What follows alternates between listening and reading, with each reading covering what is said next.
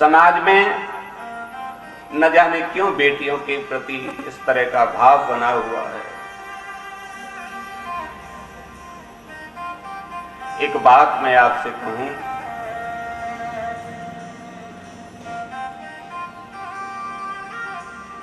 बेटी तो साक्षात भगवती का स्वरूप है। जितने भी धर्म हैं, संप्रदाय हैं, पंथ हैं महाराज, किसी में भी शक्ति की पूजा नहीं है, बेटी की पूजा नहीं है।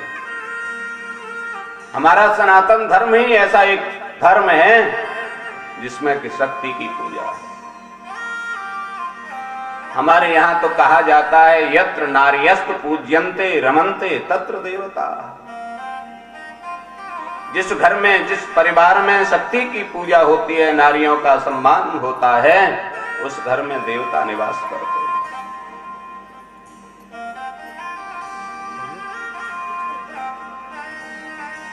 अच्छा ये बताओ, जब लड़की ही नहीं पाओगे तो फिर बहू कहां से लाओगे?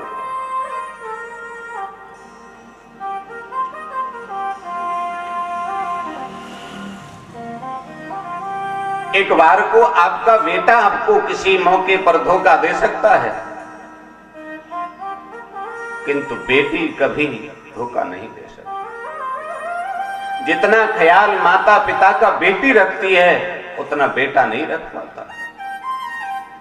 आपको बुखार आ जाए, कोई औषधि की आवश्यकता हो, कोई बात हो जाए, तो बेटी 10 बार आपके पास आकर के पूछेगी, पिताजी दवा ली के नहीं ली, गर्म पानी लाऊं, अब आपको क्या चाहिए?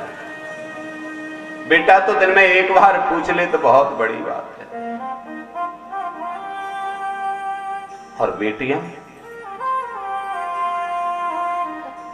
बेटियां तो कहते हैं ना, पराया धन है। जैसे धान होता है, धान की पौध जिस जगह पर बोई जाती है महाराज, वो उस स्थान से उखाड़ करके जब दूसरे स्थान पर लगाया जाता है, तभी वह फल देता है।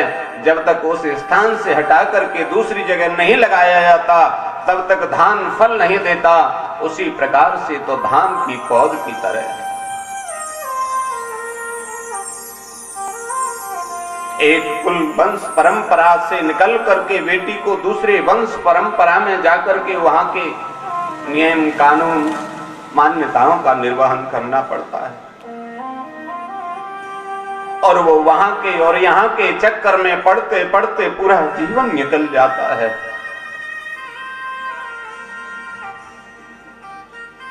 हर क्षण उसे याद रहती है, कहीं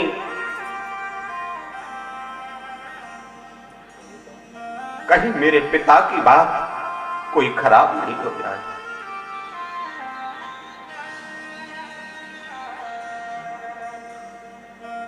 कितना ही कष्ट सह लेगी, कितना ही दुख भोग लेगी, किंतु दोनों कुल परंपराओं का निर्वहन वो करती है। पिताजी के यहाँ जब तक जीवन बीता, जीवन भर उसने देवी की पूजा की, और जिस परिवार में पहुंची वहां देवी नहीं, वहां तो कृष्ण जी की पूजा होती है। वहां लोग कह देंगे हमारे यहाँ देवी नहीं पूजती, हमारे यहाँ तो कन्हैया पूजते, हम तो ब्रजवासी हैं। तो वो तुम्हारे कन्हैया को पूजने लग जाएगी। एक नहीं, 2-2 कुलों की मान मर्यादाओं का ध्यान रखती है। और कभी किसी भी कुल वंश परंपरा में, चाहे वो ससुराल हो, चाहे वो पियर हो, किसी के भी नियम के विपरीत कभी नहीं चलती है।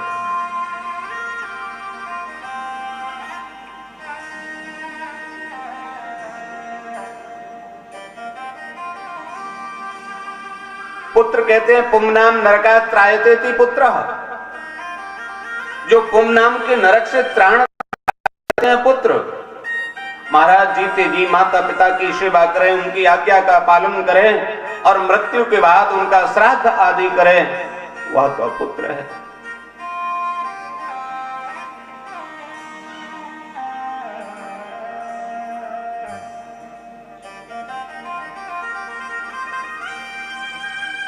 पुत्र यदि सुपुत्र हो जाए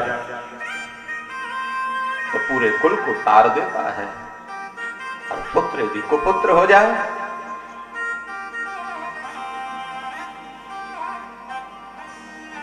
पूरे वंश को ही दाग लग जाता है।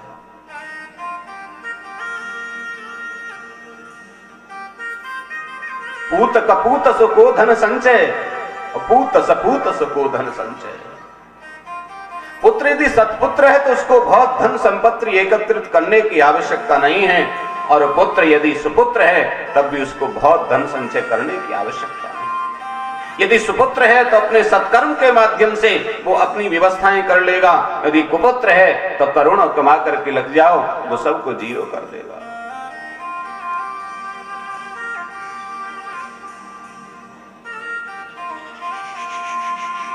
एक होता है बेटा। बेटा कहते हैं जो बट में आ जाए उसको आराम से जो ले ले वो है बेटा। एक होता है लड़का, लड़के जो अपने हिस्से को ले ले है, वो होता है लड़का। महाराज करदम जी के यहां तो नवकन्या आ गई।